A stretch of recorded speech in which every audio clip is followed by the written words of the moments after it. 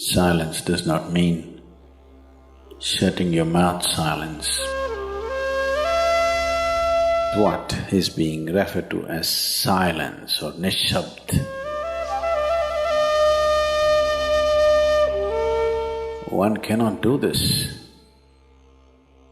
One can become this. See if you can articulate the same things that you're saying with half the number of words. Suddenly you will become extremely conscious of everything.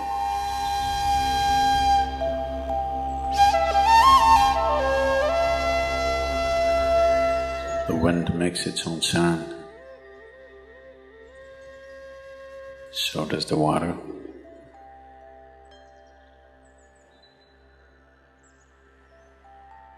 So does the earth. In fact, so does the sky. All the celestial objects are making their own sounds. There are sounds of pain, sounds of pleasure, sounds of misery, sounds of joy. For everything there is a sound. In human life, it's very true. Sounds of life, and there are sounds of death,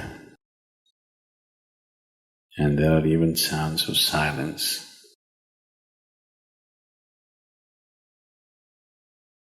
So this complex amalgamation of sounds, different kinds of sounds, creates different intent, different levels of compulsiveness,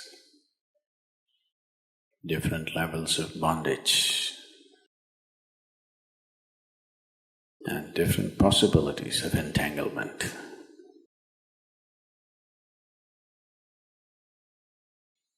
In all this, why one chooses to become silent? Silence is not a way of denying yourself life. It is not even about denying yourself articulation. Silence is about moving from compulsiveness to consciousness. All sounds represent different forms and different dimensions of compulsiveness. When one chooses to become conscious, not be entangled in the compulsive nature of the existence, he naturally chooses to become silent. Silence does not mean shutting your mouth silence, plugging your ears silence. You can sing in silence, you can dance in silence, you can even speak in silence, you can even scream in silence. You don't try.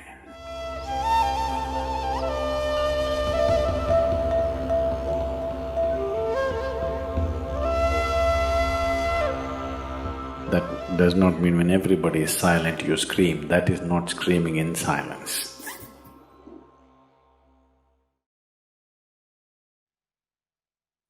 Because sound is of the surface, silence is of the core. It is only the surface which makes the sound. See, now the water is hitting the surface and making the sound. Deep down, there is no sound. That is so with life. On the surface, it is a very complex mesh of sounds, a maze of sounds happening. But at the core, there is no sound. There is no word for no sound in English language. We call it nishabd. That means absence of sound, a total absence of sound. Absence of sound means absence of reverberation. Absence of reverberation means absence of life. Absence of life means absence of creation. Absence of creation means absence of the Creator too. So a space which is beyond creation and Creator, a dimension which is beyond life and death, that is what is being referred to as silence or nishabd.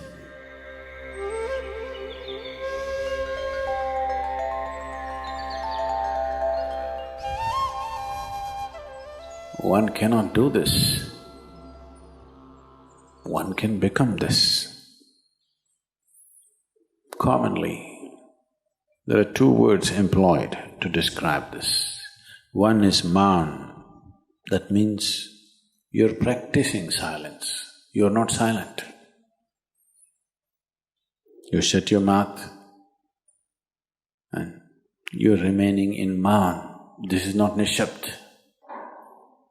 Maun means you're practicing silence. If you're practicing something, obviously you're not that. Are you life or are you practicing life? I'm asking you. Are you life or are you practicing life? Practicing life? No, you are life. Maybe not very well practiced, but you are life. Similarly, there is a difference between practicing silence and becoming silence. Practicing silence starts as a certain restriction, but slowly, as one practices silence, one can possibly become silent. One can become silent in intense activity, but nobody can keep up intense activity forever. Moments of intense activity are only moments, nobody can sustain it. You'll expend yourself. Only if you can achieve it in inactivity, it is sustainable. If something is possible only in intense activity, it is never sustainable. In a very intense and ecstatic moment of singing, somebody may become or taste a moment of silence. But how long can you keep it up? Your throat will tear. And your neighbors may kill you. Possible. So this possibility of coming to silence or becoming silent also means to become still, to become utterly still. Stillness can be achieved in so many ways. If you watch a snake, he's still. If you watch a tiger which is on a hunt, absolutely still, charged but still. These are all different dimensions of stillness practiced for survival. If a snake moves too often, he'll get killed. If a tiger does not know how to be still, he'll never get his food. These are all acts of survival. A human being, for survival, he has to be active. Only when his vision falls upon something which is beyond survival, then he will think of stillness. Then he will understand as he observes himself, as he notices the complexity of one's compulsions. He understands the only way to solve it is to become still. to train this body, to train this mind, to become still.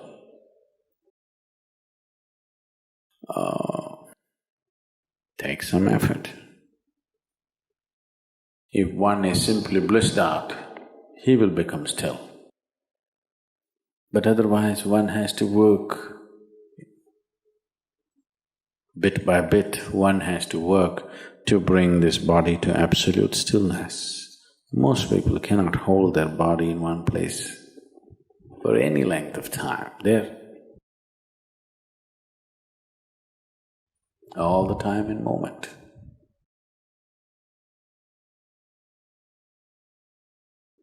As it is said, a man is ill only because he does not know how to be still.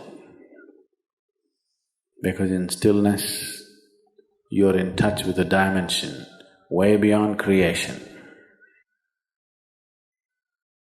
Once one is in touch with that, there is no such thing as illness. If I sit here and the body rots and falls down, still there is no illness, it's just there. Because in fact, when one becomes utterly still, he may not be able to hold on to the body unless he learns the tricks, the mechanism of the body. So why should I become still? Will I lose my body? Anyway, you will lose your body. When the time to lose your body comes, if you want to lose it gracefully, then you must know at least a little bit of stillness. If you want to put your body down like you can put this piece of cloth down, with the same ease, with the same gracefulness, then you need to have some stillness in you. Otherwise, you and your body, you have to be torn apart, which is an ugly thing to do. When you're being torn away from your body, it is an ugly and painful thing to do, unless you can keep it down. There's no grace in life. So if one has to attain to that grace, at least a certain amount of stillness has to enter your life. For this to happen, a certain level of silence has to enter your life. If right now it is not coming, at least practicing a little bit of Maum. In an hour, if you're speaking 1,573 words right now, how many more? How many words do you spit out in a minute?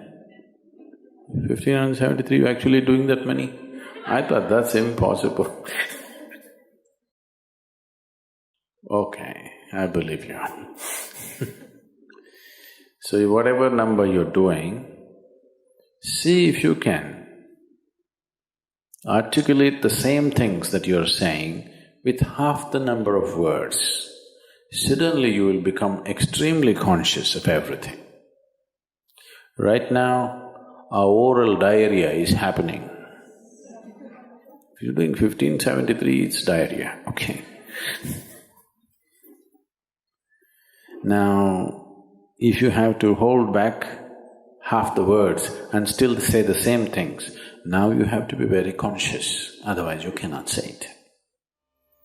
Just try this and see. Tomorrow, one day. In an hour, normally what number of words you utter, make it half. Don't curtail your activity, still say the same things. But with half the words, how wonderful the whole world will feel, you know.